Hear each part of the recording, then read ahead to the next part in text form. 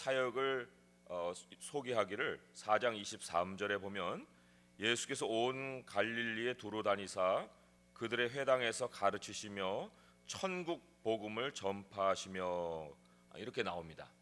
예수님이 전한 복음의 내용이 무엇인가? 그 핵심이 천국에 있다는 것을 확인할 수 있습니다. 천국 복음을 전파하시며. 근데 간략하게 요약으로만 나오고 그 천국에 대하여서는 상세하게 기록이 되지 않습니다. 그런데 이제 5장, 6장, 7장에 걸쳐서 예수님의 가르침을 한 군데 모아놨습니다. 예수님이 그것을 또한 한 장소에서 사람들에게 선포했던 그런 말씀이기도 합니다. 그렇다고 하면 천국 복음을 전파하시며 하여놓고 천국에 대한 자세한 그러한 이야기를 하지 않았을 리 없습니다. 그렇다는 얘기는 5장, 6장, 7장에서 비로소 우리는 천국에 관한 이야기를 듣는 것이다.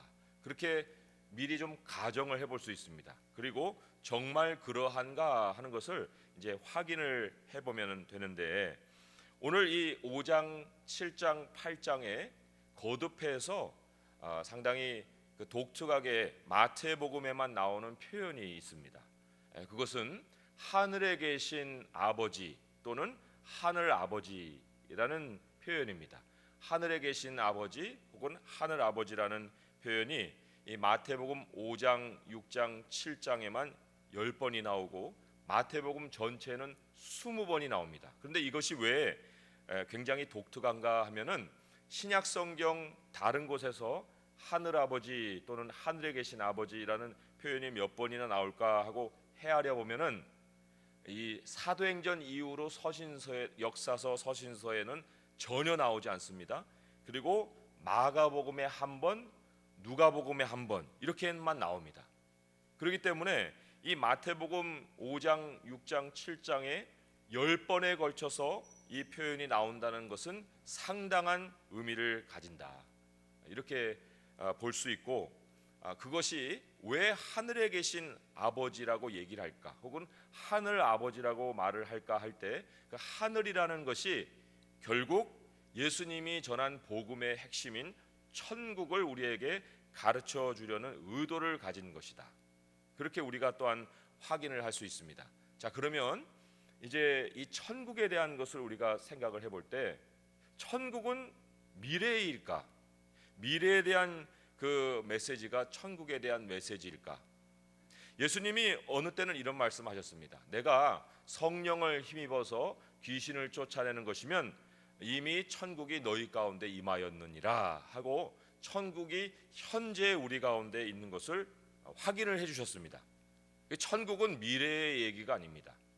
그런데 예수님의 그 말씀만 그런 것이 아니라 다른 서신서를 찾아가 보아도 천국이 현재 우리 안에서 이미 경험되고 있는 현실이라는 것을 말씀을 하고 있습니다. 그 중에 제일 우리에게 확실하게 천국이 현재에 있다라는 것을 가르쳐주는 말씀이 히브리서 12장 22절에서 23절의 말씀, 또 4절까지도 읽어볼 수 있습니다. 제가 찾아서 읽어봅니다. 히브리서 12장 22절에서 23, 4절입니다. 그러나 너희가 이룬 곳은, 이미 거기에 도달했다 하는 얘기인데, 그러나 너희가 이룬 곳은 시온산과 살아계신 하나님의 도성인 하늘의 예루살렘과, 하늘의 예루살렘이면 이거 미래에 대한 현실 아닌가? 미래에 우리에게 다가올 그 장소인데 왜 여기에서 우리가 이미 이르렀다고 얘기를 하지? 다시 한번 읽어봅니다. 너희가 이룬 곳은 시온산과 살아계신 하나님의 도성인 하늘의 예루살렘과 천만 천사와 하늘에 기록된 장자들의 모임과, 여기 또 하늘이 나옵니다. 하늘에 기록된 장자들의 모임과 교회와 만민의 심판자이신 하나님과 및 온전하게 된 의인의 영들과 새 언약의 중보자이신 예수와 및 아벨의 피보다 더 나은 것을 말하는 뿌린 피니라. 여기 근데 하늘과 붙어서 나오는 것이 두 번 나옵니다. 하나님의 도성인 하늘의 예루살렘, 하늘에 기록된 장자들의 모임. 우리가 앞으로 가서 만날 세상과 같았는데 그것이 아니라 이미 너희가 이르렀다 하고 성경은 선포합니다. 그러면 무슨 의미에서 우리가 여기에 이르렀다고 말씀을 하는 것일까 할 때 이 히브리서 자체에서만 그 맥락을 쭉 따라오면은 그래서 우리가 이르렀다고 얘기를 하는 것이구나 알 수가 있습니다. 우리 히브리서를 이제 펼쳐 놓으신 분들은 히브리서 몇 장을 좀 봐야 합니다. 히브리서 4장 16절을 먼저 보시면 거기에 이렇게 기록이 되어 있습니다. 히브리서 4장 16절에 그러므로 우리는 긍휼하심을 받고 때를 따라 돕는 은혜를 얻기 위하여 은혜의 보좌 앞에 담대히 나아갈 것이니라. 여기에 우리가 도달해야 될 곳 혹은 도달할 수 있는 곳으로 하나님의 은혜의 보좌를 소개하고 있습니다. 하나님의 은혜의 보좌. 또한 6장 19절로 가보시면 히브리서 6장 19절로 가보시면 우리가 이 소망을 가지고 있는 것은 영혼의 닷 같아서 튼튼하고 견고하여 휘장 안에 들어가나니. 이 휘장 안에 들어간다는 것은 결국 성전 안으로 쑥 들어간다는 얘기입니다. 전에는 가로막혀 있었는데 지성소로 들어간다. 하나님이 계신 곳으로 들어간다는 그런 의미고, 또 7장 25절을 보시면 이렇게 기록되어 있습니다. 그러므로 자기를 힘입어 하나님께 나아가는 자들을 온전히 구원하실 수 있으니 이는 그가 항상 살아계셔서 그들을 위하여 간구하심이라. 하나님께 나아가는 것을 또한 우리가 이르렀다라고 성경은 또 얘기를 합니다. 그리고 이것은 10장 19절에서 22절 한 3절 정도 됩니다. 10장 19절에서 22절의 말씀 또 제가 읽습니다. 그러므로 형제들아 우리가 예수의 피를 힘입어 성소에 들어갈 담력을 얻었나니 그 길은 우리를 위하여 휘장 가운데로 열어놓으신 새로운 산길이요 휘장은 곧 그의 육체니라. 또 하나님의 집 다스리는 큰 제사장이 계심에 우리가 마음의 뿌림을 받아 악한 양심으로부터 벗어나고 몸은 맑은 물로 씻음을 받았으니 참 마음과 온전한 믿음으로 하나님께 나아가자. 여기도 지금 하나님께 나아가는 것을 얘기를 하고 있습니다. 동일한 맥락입니다. 휘장 안으로 들어간다, 성소로 들어간다, 하나님께로 나아간다. 이 모든 것을 일컬어서 지금 히브리서 12장에 읽은 바 우리가 이룬 곳은 이렇게 말씀을 하고 있습니다.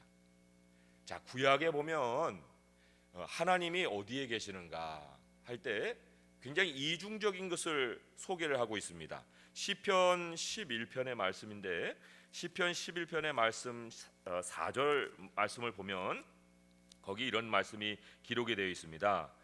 여호와께서는 그의 성전에 계시고 여호와의 보좌는 하늘에 있으며 그의 눈이 인생을 통촉하시고 그의 안목이 그들을 감찰하시도다. 옛 그 이스라엘 백성들은 하나님이 계신 곳을 성전이라고도 했지만 또한 하나님이 계시는 곳을 하늘이라고도 얘기했습니다. 하나님의 보좌는 하늘에 있다.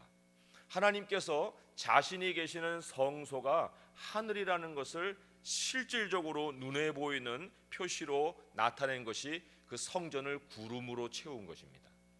성전이 왜 하나님의 영광이 채워질 때 구름이 가득했는가? 그 구름은 무엇을 의미하는가 할 때 그 구름은 바로 이곳이 하나님의 처소인 하늘이라는 것을 상징하는 겁니다.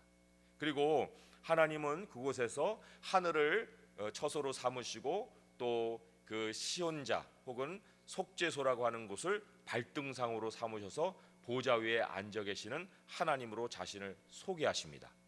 그래서 하늘에 이르렀다, 우리가 또한 하나님의 그 처소에 나아간다 하는 이 모든 것이 바로 우리에게 장래만이 아니라 우리가 지금 현재에도 하나님이 우리에게 허락하신 그 하늘로 천국으로 들어가는 그 현실이라는 것을 말씀하고 있습니다.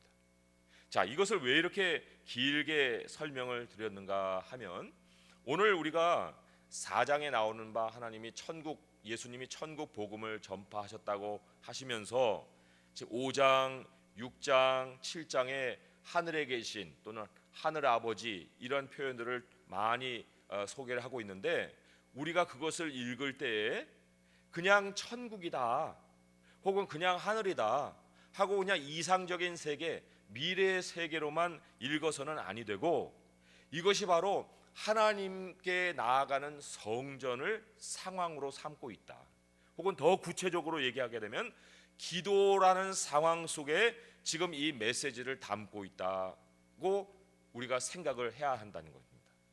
기도 속에서, 성전 속에서 지금 이 모든 메시지를 우리에게 주고 있는 것이다. 그 천국이라는 현실을 우리 지금 이 상황에서 먼저 볼 수 있어야만 하나님이 주신 산상수훈의 남은 모든 메시지를 이해할 수 있는 것이다. 그게 전제가 돼야 됩니다. 그게 전제가 안 되고 그냥 하나하나씩 이렇게 상황적이고 굉장히 구체적인 말씀만을 읽게 되면은 엉뚱한 적용을 하게 되는데, 이러한 하나님이 주신 큰 상황, 성전이라는 상황과 더 구체적으로 기도라는 자리를 먼저 털을 잡고 이 메시지를 읽어 나가게 되면 아하 하고 깨달아지는 바가 굉장히 넓고 깊을 수 있습니다. 자, 그러면 이제 우리가 다시 한번 지난주에 읽었던 5장의 말씀이지만 그 5장의 말씀 속에서 제일 처음에 예수님이 가르치시는 제일 처음의 말씀을 또 좀 복습할 필요가 있습니다. 3절, 5장 3절을 보시면 심령이 가난한 자는 복이 있나니 천국이 그들의 것이며, 이 말씀으로 예수님은 시작합니다. 자, 그런데 이 말씀을 우리가 구약의 말씀과 서로 연결해야만 뜻을 알 수 있다고 설명을 드렸습니다. 구약 어디라고 소개를 드렸습니까? 이 말씀이 이사야 61장 1절에서 2절과 연결되는 말씀이라고 설명을 드렸습니다. 이사야 61장 1절에서 2절을 가시면 거기에도 성전이 나옵니다. 이사야 61장 1절에서 2절 3절까지 보겠습니다. 자, 제가 설명을 곁들여서 이사야 61장 1절에서 3절까지 말씀을 읽습니다. 주 여호와의 영이 내게 내리셨으니 이는 여호와께서 내게 기름을 부으사 가난한 자에게 아름다운 소식을 전하게 하려 하심이라. 여기 심령이 가난한 사람 혹은 가난한 사람이 소개가 되는데, 그 심령이 가난한 사람이 어떤 사람인가 하면 나를 보내사 마음이 상한 자를 고치며 포로된 자에게 자유를, 갇힌 자에게 노임을 선포한다. 해서 심령이 가난하다는 것은 결국은 하나님께서 은혜를 주지 않는 이상에는 하나님이 주시는 그 현실, 천국의 현실로 들어오지 못하고 마음이 상하고 세상에서 갇혀 있고 얽매여서 살고 자유가 없이 살아가는 그 사람을 얘기하는데, 여호와의 은혜의 해와 우리 하나님의 보복의 날을 선포하여 모든 슬픈 자를 위로하되 무릇 시온에서 슬퍼하는 자에게 화관을 주어 그 죄를 대신하며 기쁨의 기름으로 그 슬픔을 대신하며 찬송의 옷으로 그 근심을 대신하고 그들이 의의 나무 곧 여호와께서 심으신 그 영광을 나타낼 자라 일컬음을 받게 하려 하심이라. 여기에 이 사람들의 처소가 옮겨집니다. 심겨집니다. 그 심겨지는데 무엇으로 심겨지냐면 의의 나무로 심겨집니다. 이 심겨지는 곳을 다른 성경을 통해서 우리가 이미 확인했습니다. 하나님의 예루살렘, 하나님의 성전으로 우리를 옮겨서 거기다가 심어 놓으신다. 그렇게 이사야서 다른 곳에서 말씀을 하고 있다고 우리가 이미 확인을 했습니다. 그래서 우리가 심령이 가난한 것은 우리들의 옛 모습이요, 하나님이 그러한 우리들의 심령 속에 은혜를 부어 주셔서 우리가 옮겨간 것이 바로 천국이다. 근데 천국에서는 우리가 어떠한 모습으로 자라가는가? 의의 나무로 자라간다 하는 겁니다. 씨앗으로 뿌려지고 싹이 나고 가지가 펴고, 그리고 그 나무가 큰 무성한 나무가 되어서 많은 사람들에게 쉼을 줄 수 있는 것까지. 그래서 그 의의 나무, 그런 나무로 자라 올라가는 데에는 자리를 옮기지 않는다 그랬습니다. 우리가 막 돌아다니면서 어떨 때는 하나님의 성전에 있다가 어떨 때는 세상으로 옮겨갔다가 또 다시 하나님의 성전으로 옮겨갔다, 이럴 수 있는 상황이 아닙니다. 그렇기 때문에 이 팔복의 8번째 복에 해당되는 것 10절의 말씀을 보면 의를 위하여 박해를 받은 자는 복이 있나니 천국이 그들의 것임이라. 과거로 나옵니다. 의를 위하여 박해를 받은 자, 이미 나무로 심어져서 의로 자라가는 그 사람에게는 세상의 풍파가 몰아칩니다. 그러나 그 나무는 결국은 자랍니다. 결국은 자라서 하나님의 뜻이 무엇인가를 나타냅니다. 그러한 사람들에게 하나님이 다시금 확인해 주는 것이 바로 천국이다. 이 사람은 성전의 사람이다. 하나님의 성소의 사람이다 하고 지금 확인을 해주는 것이다. 이러한 말씀을 주님이 우리에게 이미 먼저 선포를 하신 다음에 지금 쭉 이어가면서 산상수훈에서 20절의 말씀, 5장 20절의 말씀이 전환점을 이루는 말씀입니다. 왜냐하니까 내가 너희에게 이르노니 너희 의의가 서기관과 바리새인보다 더 낫지 못하면 결코 천국에 들어가지 못하리라 하시고, 이제 그 다음 말씀은 그거에 대한 부연 설명을 해주신 것인데, 자, 너희의 의의는 서기관의 의도 또 바리새인의 의도 그거보다도 훨씬 더 나아야 한다. 그런데 서기관과 바리새인들은 어떤 사람인가 하면 하나님과 친밀한 관계를 가지고 성전 안에 나아가서 하나님과 얼굴을 대면해서 하나님의 뜻을 익히는 사람들이 아닙니다. 이 사람들은 성전 밖에서 사람들 앞에서 자기들의 모습을 드러내는 사람들입니다. 자기들의 의의를 자기들의 생각과 자기들의 가치관을 가지고 이것이 의요하고 내보이는데 아무것도 하나님과 관계된 것은 보이지 않고 자기들의 모습만 보이는데, 너희 의는 결코 그래서는 안 된다. 너희들의 의는 서기관의 의보다 나아야 되고 바리새인의 의보다 나아야 된다. 그러면 이들보다 나을 수 있는 길은 어디에 있습니까? 바로 하나님의 성전 안에서 의의 나무로 자라가는 겁니다. 하나님의 성전 안에서, 더 구체적으로는 그것이 기도라고 했습니다. 이 기도가 얼마나 중요한 것인가. 이 기도는 해도 되고 안 해도 되는 것이 아니라 이것은 우리가 과연 생명을 누리느냐 아니면 이 바리새인과 서기관과 같은 모습이 되느냐, 갈리게 만드는 그 갈림길에 놓여 있는 그 동기가 됩니다. 그래서 서기관과 바리새인의 의를 주님이 구체적으로 우리에게 가르쳐 주면서 너희는 이러면 안 된다 하고 말씀해 주신 것이 마태복음 5장, 마태복음 6장입니다. 왜 마태복음 5장과 마태복음 6장을 그렇게 얘기할 수 있는가 하면, 서기관은 하나님의 율법을 이렇게 기록하는 사람들입니다.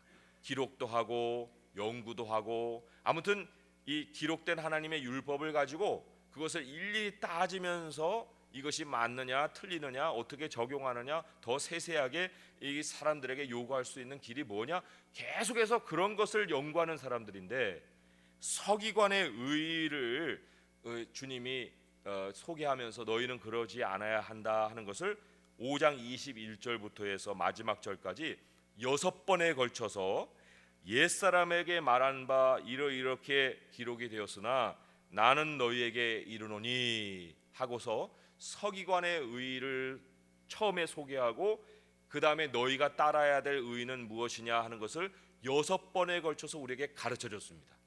이것을 따라 이제 우리가 깨닫게 되면 내가 가져야 될 의는 이런 의가 아니구나, 서기관의 의로 우리가 살아서는 안 되는구나 하는 것을 알게 되고, 오늘 읽은 6장의 말씀에는 3가지의 종교적인 행위가 나옵니다.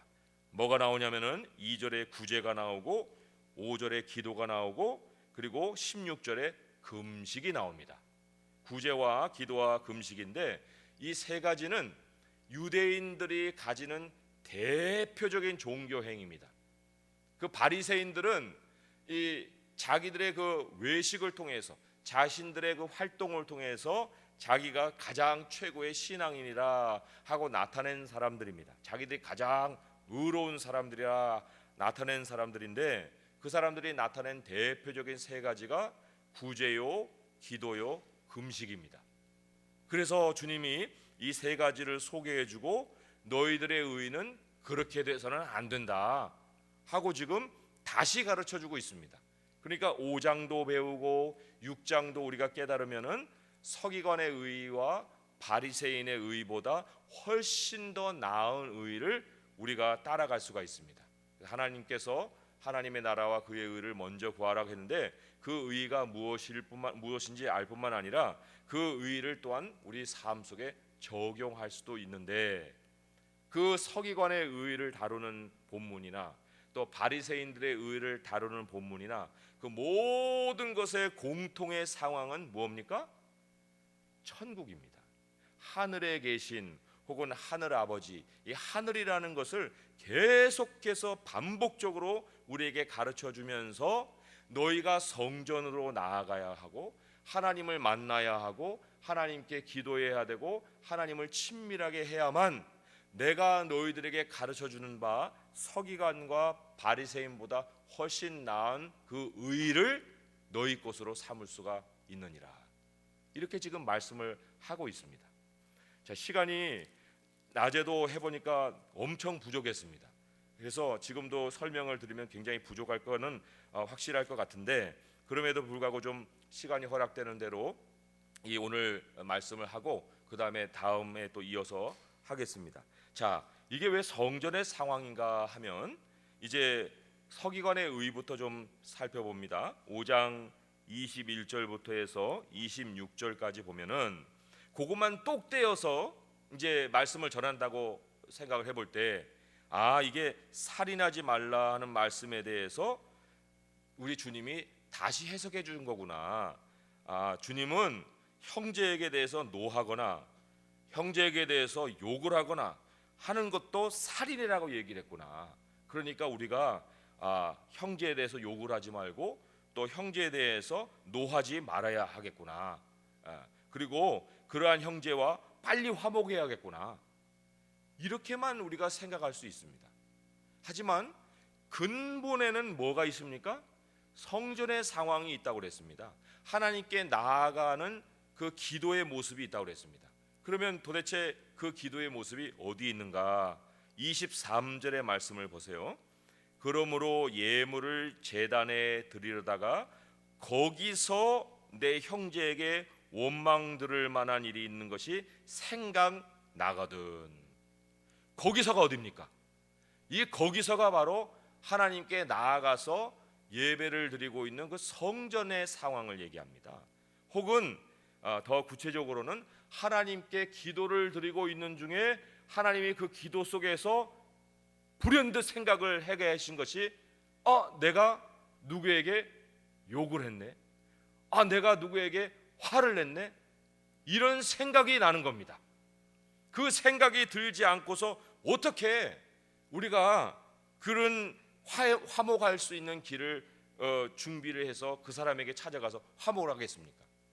사람의 생각을 가지고 우리가 참 신앙생활을 잘 할 것 같아도 절대로 천만의 만만의 말씀입니다.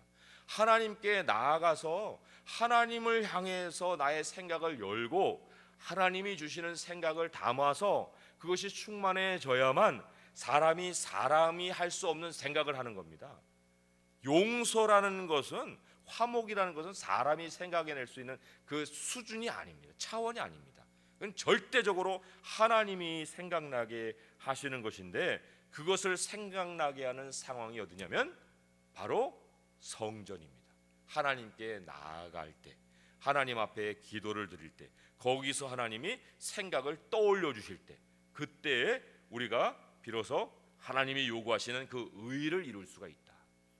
그러니까 이 의라는 것은 내가 생각해내는 것이 아니고 내가 만들어내는 것이 아니라 하나님이 우리에게 부여해 주시는 겁니다. 의의 나무는 하나님으로 인해서 자라가는 것이지 스스로 자라지 않습니다. 하나님의 뜻은 하나님이 깨닫게 해주셔야 깨닫는 것이지 스스로 자기의 의를 쌓아갈 수가 없습니다. 만약에 스스로 그런 훌륭한 일을 한다고 하면 그건 바리새인들이 되는 거예요. 서기관들이 되는 겁니다.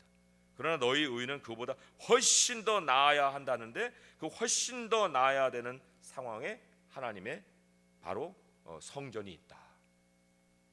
또 옮겨갑니다. 27절부터 해서 32절에 보게 되면은 간음의 문제와 음행의 문제를 다루고 있습니다.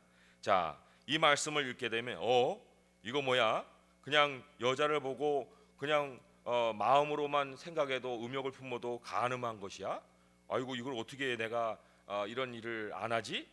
그리고 또 이혼 증서를 주면은 된다 했는데 그것이 아니라 음행한 이유 없이 아내를 버리면 이는 그로 간음하게 하는 것이다. 그러니까 오늘날의 많은 이혼의 사례들을 보면서 아이고, 저 이유가 되지도 않는 것을 가지고 저렇게 이혼을 했네. 어떻게 된 거야? 이런 정도로 적용하게 돼 있습니다. 그런데 주님이 도대체 그런 정도 우리에게 적용하라고 이 말씀을 주신 것일까? 사실 굉장히 우리의 아픈 곳, 우리들의 약한 곳을 찌르는 겁니다.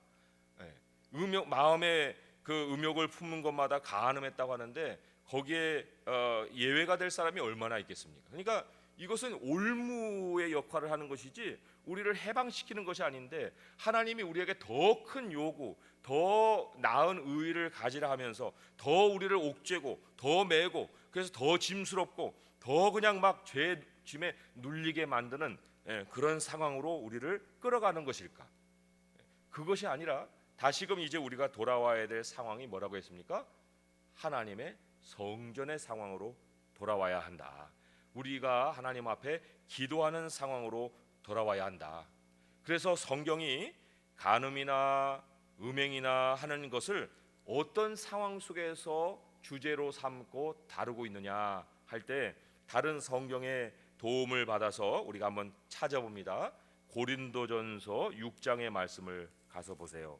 고린도전서 6장의 말씀 6장 18절에서 20절까지 말씀을 보겠습니다. 고린도전서 6장 18절에서 20절의 말씀입니다. 신약성경 270쪽입니다. 음행을 피하라. 사람이 범하는 죄마다 몸 밖에 있거니와 음행하는 자는 자기 몸의 죄를 범하느니라. 너희 몸은 너희가 하나님께로부터 받은 바 너희 가운데 계신 성령의 전인 줄을 알지 못하느냐. 너희는 너희 자신의 것이 아니라 값으로 산 것이 되었으니 그런즉 너희 몸으로 하나님께 영광을 돌리라. 지금 우리의 연합, 아내와 남편의 연합, 그 연합의 의미를 무엇과 연결시켰냐면은 성령의 전과 연결을 시켰습니다. 우리는 우리의 것이 아니다. 너는 하나님의 것이다. 하나님의 영광이 머물러 있는 장소가 바로 너 자신이다.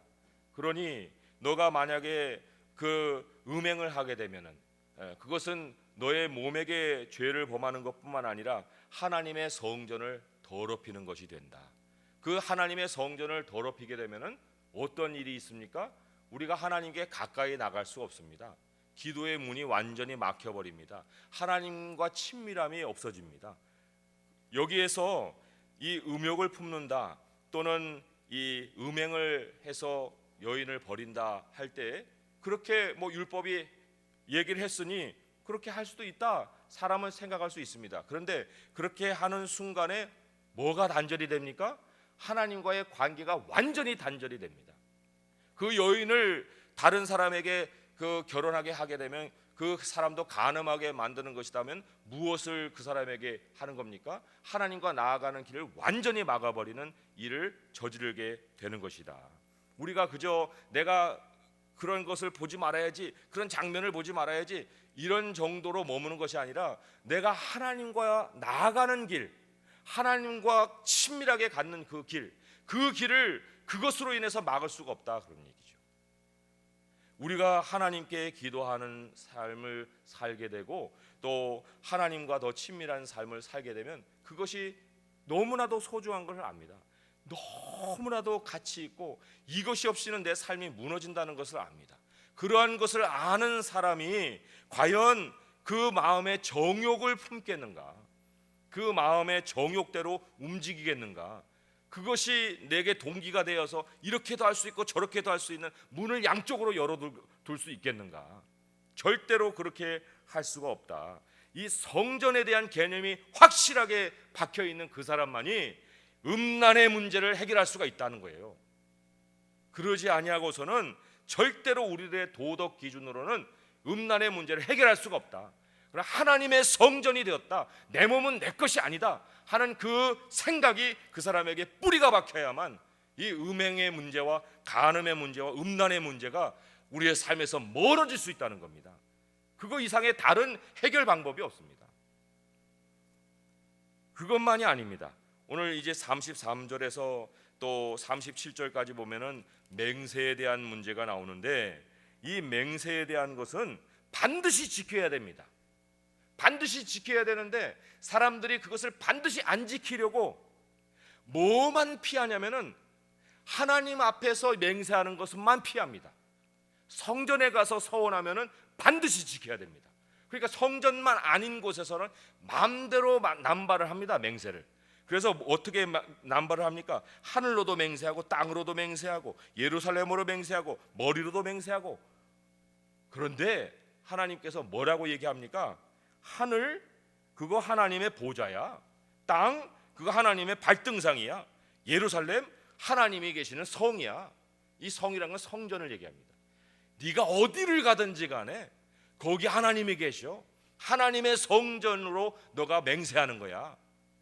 뭐 안 지켜도 된다고? 내가 땅으로 맹세했으니까 안 해도 된다고? 그것이 아니다. 우리가 입으로 뱉은 모든 말은 바로 하나님 안에서 하는 얘기다. 성전이 우리의 삶을 둘러싸고 있는 것이지 내가 성전 밖으로 나갈 수도 있고 안으로 들어올 수도 있는 것이 아니다. 하나님의 백성인 이상에는 하나님의 성전 안에서 사는 것이라는 얘기예요. 우리가 하는 모든 기도는 결국은 하나님 앞에서 드리는 기도요, 하나님과의 약속이요, 하나님 그것을 반드시 찾으신다는 얘기입니다. 그러니 우리가 얼마나 기도할 때 신중해야 하는가. 옳다 하는 것은 옳다 하고 아니라 하는 것은 아니라 하라. 우리의 말이 너무나도 분명해야 되는데 그 분명한 것을 잃어버리는 이유도 바로 우리가 지금 어디서 기도하는가 하는 것을 망각해버리는 겁니다. 여기 앉아서 기도하는 것은 내가 그냥 하나님 앞에 기도하는 거고, 뭔가 좀 서원합니다라고는 어떤 말을 꺼내야만 서원이 되는 것 같이 생각이 들지만 절대로 그런 것이 아니라는 얘기입니다. 무엇을 가지고 기도하든지 간에 옳다 옳다 아니라 아니라 분명한 기도가 아니고 뭐를 걸고 기도하는 기도, 뭐를 약속하고 기도하는 기도, 모든 것이 다 성전을 두고 기도하는 것이기 때문에 반드시 하나님이 찾으신다.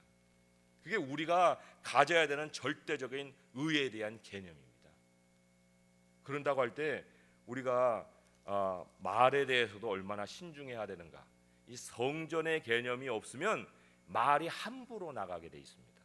그러나 성전에 대한 개념이 있고 난 다음에서는 말이 굉장히 신중해지고 분명해지고 아닌 것은 아니라 하고 옳다 한 것은 옳다 하게 되는 것입니다. 38절에서 42절에 보게 되면 거기에는 악한 자를 대적하지 말아라 했습니다. 그 악한 자에게 오른뺨이면 왼편도 돌려대고 속옷을 가지고 하면 겉옷도 가지게 하고 억지로 오리가라면 심리도 동행하고. 도대체 이게 사람의 의지로 되는 일입니까? 사람의 의지로 절대로 이런 일을 행할 수가 없습니다. 만약에 사람의 의지로 이렇게 한다고 하면 이 사람 바리새인이 되는 거예요. 바리새인이 되자고 우리가 예수님 믿었습니까? 하고도 싶지도 않은데 억지로 그냥 사람들에게서 아유 저 사람은 그냥 하나님이 사랑하는 사람이고 굉장히 경건한 사람이야. 그러니까 저렇게도 할 수 있어. 나는 못해. 근데 저 사람은 해. 그런 것이 아니란 얘기입니다. 왜 아닌가 하면 악한 자를 대적하지 않을 수 있는 힘이 어디서 나옵니까? 악한 자를 대적하지 않을 수 있는 힘이 바로 하나님의 성전 안에서 나오는 거예요. 하나님의 성전 안에서. 어디서 그걸 확인할 수 있습니까? 베드로전서 3장 9절에서 12절의 말씀을 한번 가서 찾아보시기 바랍니다.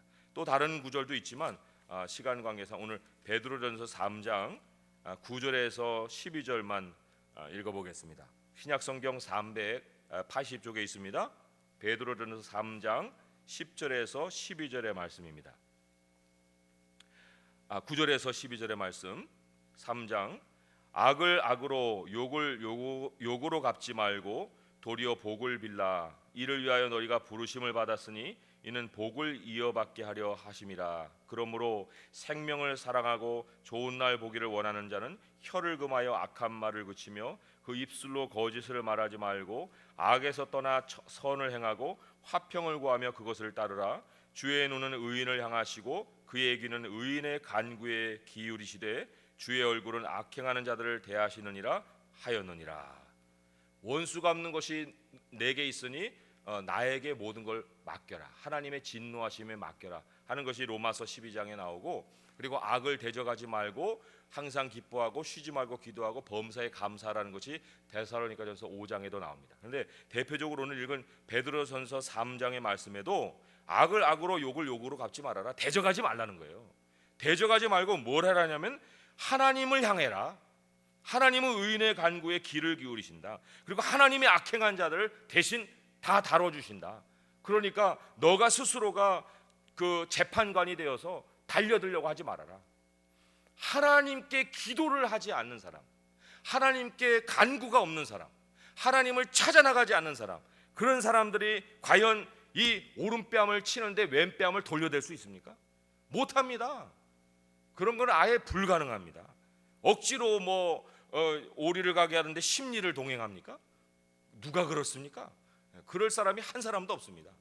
그런데 하나님을 찾아 나가서 기도하는 사람, 하나님이 성전에 의의 나무로 심은 사람, 그래서 하나님의 뜻이 무엇인지 아는 사람, 하나님이 그 사람을 어떻게 대할 것인가, 하나님이 어떻게 그것을 처리해 주실 것을 아는 사람, 그 사람만이 비로소 악한 자를 대적하지 아니할 수 있다. 오늘 마지막 그 43절부터 해서는 여기 안에서 이미 답이 나와 있습니다. 내 이웃을 사랑하고 내 원수를 미워하라 하는 것을 너희가 들었으나 나는 너희에게 이르노니 너희 원수를 사랑하며 너희를 박해하는 자를 위하여 기도하라 그랬습니다. 그리고는 이같이 한즉 하늘에 계신 너희 아버지의 아들이 되리니. 하늘에 계신 너희 아버지의 아들이 된다는 것이 어떤 뜻입니까? 하늘에 계신다는 것이 어떤 뜻이라고 했습니까? 바로 하나님 앞에 찾아 나가서 기도하는 사람을 얘기합니다. 하나님 계시는 성전으로 나아가서 하늘에 계신, 우리가 거기에 이르렀다 하지 않습니까? 거기에서 하나님이 인정해 주시는 그 아들이 되는 거예요. 그러니 얼마나 기도가 중요한가. 기도가 없이 우리가 신앙생활 한다는 것이 얼마나 우리를 바리새인 되게 하는가, 얼마나 우리를 이 서기관이 되게 하는가. 그러나 바리새인과 서기관의 의보다 더 나은 의를 가질 수 있으려면은 모든 상황에서 우리가 하나님이 심으신 의의 나무로 인내를 견뎌야 됩니다. 인내를 온전히 이루어야 합니다. 그럴 때에만이 하나님께서 이루시는 그 의를 입을 수가 있습니다. 천국이 너희 것이 된다는 그 약속의 말씀을 받을 수가 있습니다. 6장은 이제 다음 주에 하겠지만은 6장의 말씀에 대충만 한 1, 2분에 걸쳐서 설명을 드리고 마무리하겠습니다. 여기에 6장에는 더 구체적으로 1절에 보면은 하늘에 계신 너희 아버지가 나옵니다. 그런데 하늘에 계신 너희 아버지하고 동일한 표현으로 6장에서는 새롭게 뭐라고 소개하고 있냐면 4절에 보듯이 은밀한 중에 보시는 너희 아버지께서 갚으시리라. 이 은밀한 중에 있는 하나님, 숨어 계시는 하나님, 그러나 모든 것을 보고 계시는 하나님, 숨어 계시지만 모든 것을 감찰하시는 하나님을 구약 성경에서는 성전에 계시는 하나님으로 소개합니다.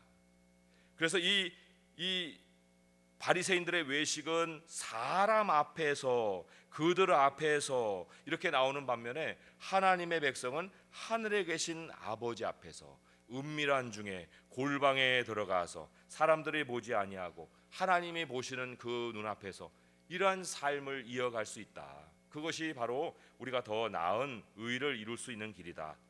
구제도 그렇고 기도도 그렇고 금식도 그렇고 다 성전의 삶이 있는 사람에게만이 제대로 된 그 구제와 기도와 금식이 있다. 그리고 이 19절부터 해서 마지막 절까지는 그 구제와 기도와 금식을 다시 한번 반복해서 말씀해 주시는 그러한 거듭되는 메시지입니다. 요거는 이제 다음 주에 말씀을 전하겠습니다. 마지막으로 맺으면서 우리가 삶의 중심에 기도가 반드시 있어야 되는데 기도가 없을 때 우리는 흔들리고 기도가 있을 때 우리는 견고하게 설 수 있습니다. 우리 성도님들, 기도는 그냥 종교 생활하기 위해서 필요한 하나의 활동이 아닙니다. 우리들의 생명이 꺼져가느냐 불타오르느냐 할 수 있는 그 갈림길에서 중요한 것입니다. 하나님께서 천국을 열어줄 때 가장 실제적으로 열어준 것이 바로 하나님의 보좌로 나오는 기도입니다. 기도를 통해서만이 우리가 하늘에 거할 수 있는 백성이 되는 겁니다. 하늘의 삶을 누릴 수 있고 하늘의 현실을 우리가 체험할 수 있는 것입니다. 그런 기도를 우리에게 남기시고 천국의 복음을 선포해 주셨는데 우리가 이 천국의 복음을 받은 자로서 어찌 우리가 기도를 하지 아니하고 기도 자리가 없을 수 있습니까? 다시금 기도에 더 열심을 내시고 하나님을 더 가까이 찾아 나갈 수 있는 성도님 될 수 있기를 주님의 이름으로 축원드립니다. 기도하겠습니다. 하나님 아버지 감사합니다. 하나님